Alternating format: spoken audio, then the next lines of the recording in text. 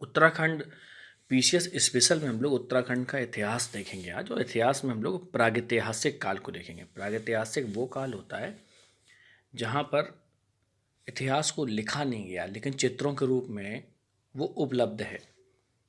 उत्तराखंड राज्य में अनेक स्थानों से पाषाण काल के उपकरण मिले हैं, गुफाएं मिली हैं, कुछ चित्र शैलियाँ मिली हैं, कंकाल और धातुओं के उपकरण भी मिले हैं, जिससे इस काल में मानव के निवास की पुष्टि होती है कि मानव रह रहा था।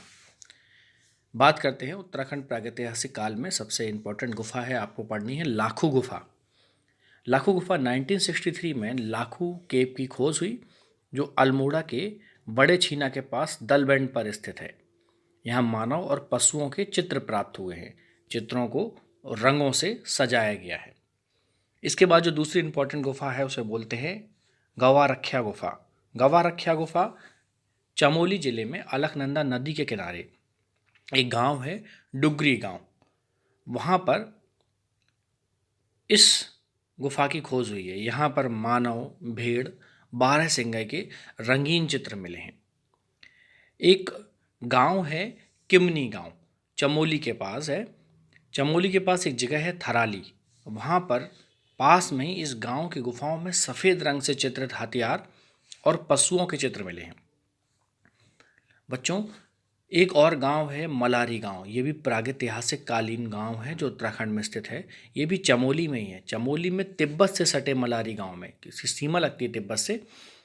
तो हम मलारी गांव में 2002 में हजारों साल पुराने नरकंकाल, मिट्टी के क्ले पोट्स, जानवरों के ऑर्गन और 5.2 केजी का एक सोने का मास्क भी मिला है। गढ़वाल विश्वविद्यालय के द्वारा सन 2002 में मलारी गांव के प्रागैतिहासिक पुरातत्व स्थल की खुदाई कराई गई थी। एक और स्थल है, उसका नाम है लवेथाप। लवेथाप अल्मोड़ा में है। यहाँ पर जो चित्र मिले हैं, यहाँ पर इसमें मानव को शिकार करते हुए और नृत्य करते हुए दिखाया गया है। इसी प्रकार एक और जगह है हुडली। हुडली से प्राप्त शैल चित्रों में नीले रंग का प्रयोग किया गया है। एक और इम्पॉर्टेंट जगह है, उसका नाम है पेटशाला। पेटशाला अल्मोड़ा। अल्मोड़ा में एक जगह है पेटशाला गांव, इसे पुनाकोट गांव भी कहते हैं। यहाँ पर कफ्फर कोट से प्राप्त चित्रों में नृत्य करते हुए मानवों की कुछ इमेजेस मिली हैं। अल्मोड़ा में ही एक और जगह है, उसका नाम है फल सीमा।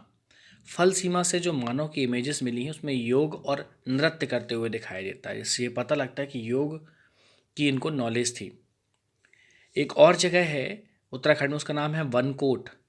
पिथौरागढ़ के वनकोट से 8 तांबे की मानव आकृतियाँ मिली हैं। इसका मतलब उस समय तांबे का वो लोग प्रयोग कर रहे थे। तो उम्मीद करते हैं ये प्रागैतिहासिक कालीन अगर आप इतने स्थलों को कर लेते हैं जो उत्तराखंड के इंपॉर्टेंट हैं, तो इससे बाहर आपको क्वेश्चन मिलने की संभावना बहुत कम हो जाती है। उम्मीद करता हूँ कि ये आपको आज का ये वीडियो बहुत पसंद आया होगा।